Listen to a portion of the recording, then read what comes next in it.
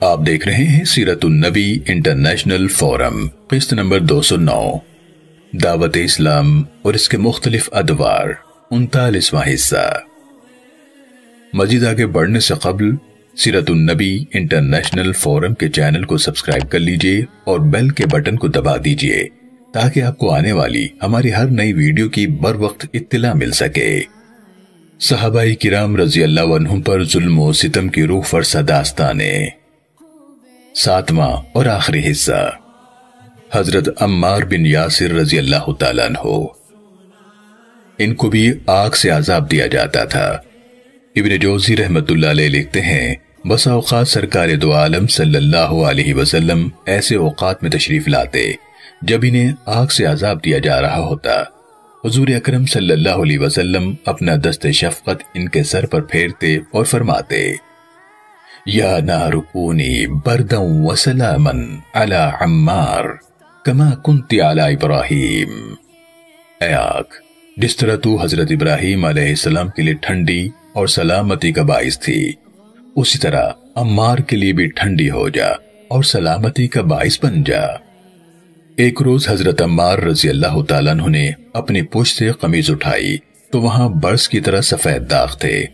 در حقیقت یہ آگ کے انگاروں کے جلانے کے نشانات تھے جو برس کے داغوں کی طرح سفید ہو گئے تھے، اور انگاروں کا ان کو جلانا حضور اکرم صلی اللہ علیہ وسلم کی دعا سے پہلے تھا۔ اس مبارک دعا کے بعد پھر ان انگاروں کی مجال نہ تھی کہ حضرت عمار رضی اللہ تعالیٰ عنہ کو جلاتے اور اذیت دیتے۔ حضرت ام ہانی رضی اللہ تعالیٰ عنہ سے مروی ہے کہ حضرت عمار، ان کے والد حضرت یاسر، ان کی والدہ حضرت سمیہ اور ان کے بھائی حضرت عبداللہ رضی اللہ عنہم، یہ سب وفا کیشوں کے اس زمرے میں سے تھے جنہیں اللہ تعالیٰ کی وحدانیت پر ایمان لانے کے جرم میں طرح طرح کی سزائیں دی جاتی تھیں۔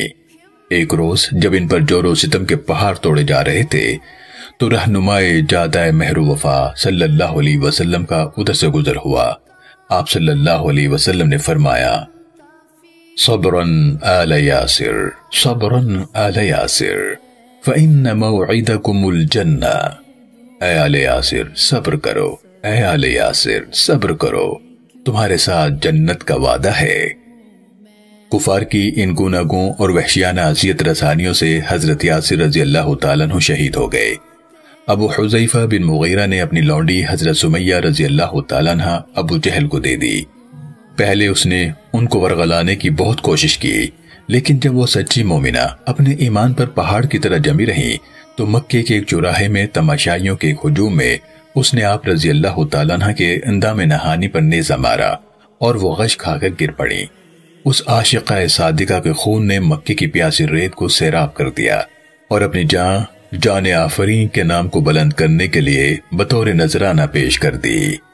فَهِيَ أَوَّلُ شَهِيدَةِ فِي الْإِسْلَامِ، تحریک اسلام میں سب سے پہلے شہادت کے خلت فاخرہ سے جس کو نوازا گیا وہ آپ رضی اللہ تعالیٰ عنہ کی ذات والا صفات تھی۔ بعض راویوں نے بیان کیا ہے کہ ابو جہل حضرت عمار اور ان کی والدہ سمیہ رضی اللہ تعالیٰ عنہما کو طرح طرح کی اذیتیں دیتا تھا اور لوہے کی زرہیں پہنا کر انہیں عرب کے چلچلاتی دھوپ میں ریت پر لٹا دیا کرتا تھا۔ ایک دن حضرت عمار رضی اللہ تعالیٰ عنہ نے بارگاہ رسالت مآب صلی اللہ علیہ وسلم میں فریاد کی، میرے آقا اب تو میرے جسم کا انگ انگ کفار کی بھڑکائی ہوئی آگ میں جل بھن رہا ہے۔ اس پر ہادی برحق صلی اللہ علیہ وسلم نے فرمایا، صبراً یا ابا الیقظان، ثم قال اللہم لا تعذب حدا من آل عمار بالنار، اے ابو الیقظان، یہ حضرت عمار رضی اللہ تعالیٰ عنہ کی کنیت تھی، صبر کا دامن مضبوطی سے پکڑے رہو، الہی عمار کی آل کو بھی آگ کے عذاب سے بچانا۔ اسلام کے سدھا جانثاروں میں سے چند حضرات کے احوال بطور نمونہ سامعین و ناظرین کی خدمت میں پیش کیے گئے ہیں، ورنہ اس ابتلاء و آزمائش کے دور میں جس نے بھی اللہ تعالیٰ کے حبیب صلی اللہ علیہ وسلم کے دست حق پرست پر اسلام کی بیعت کی، اسے آزمائش کی ان بھٹیوں میں جھونکا گیا، تشدد اور بے رحمی کی ان پر انتہا کر دی گئی۔ ابو جہل بدبخت اور اس کے قماش کے لوگوں کا اس کے علاوہ کوئی شغل ہی نہ تھا کہ وہ لوگوں کو اسلام قبول کرنے سے روکتے، اور جو لوگ اسلام قبول کر لیتے ان کے پیچھے ہاتھ دھو کر پڑ جاتے تاکہ وہ مرتد ہو جائیں۔ اگر کوئی ایسا شخص مسلمان ہو جاتا جو اثر و رسوخ کا مالک ہوتا اور معاشرے میں جس کے قدر و منزلت ہوتی اس پر دست تعدی دراز کرنا تو بس اوقات ان کے لیے ممکن نہ ہوتا، لیکن ایسے شخص کے پاس جا کر وہ پہلے اسے خوب سرزنش کرتے، پھر کہتے تمہیں شرم نہیں آتی کہ تم نے اپنے آباء و اجداد کا مذہب چھوڑ کر ایک نیا دین اختیار کر لیا ہے؟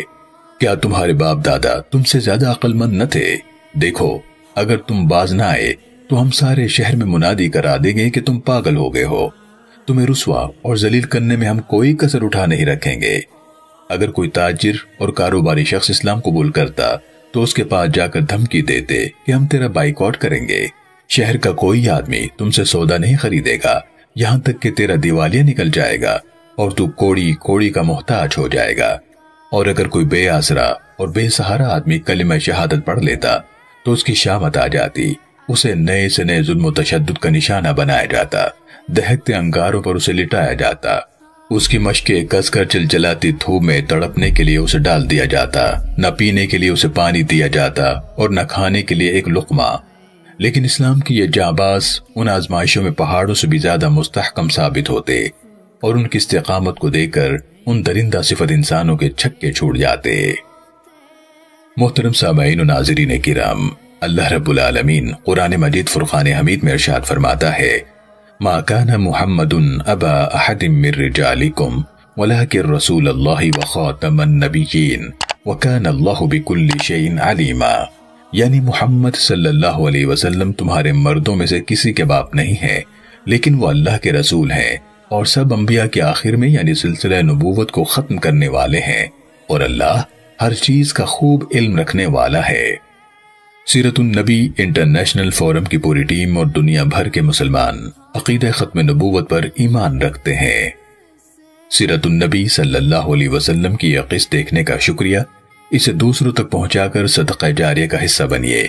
ہم کسی بھی قسم کی غلطی کے لیے معذرت خواہ ہیں اور معتبر دلیل کی بنیاد پر اصلاح کے لیے شکر گزار ہیں، جبکہ آپ کی پرخلوص دعاؤں کے طلبکار ہیں۔ جزاک اللہ خیرا کثیرا۔ مزید آگے جاننے کے لیے جڑے رہیے سیرت النبی انٹرنیشنل فورم کے ساتھ۔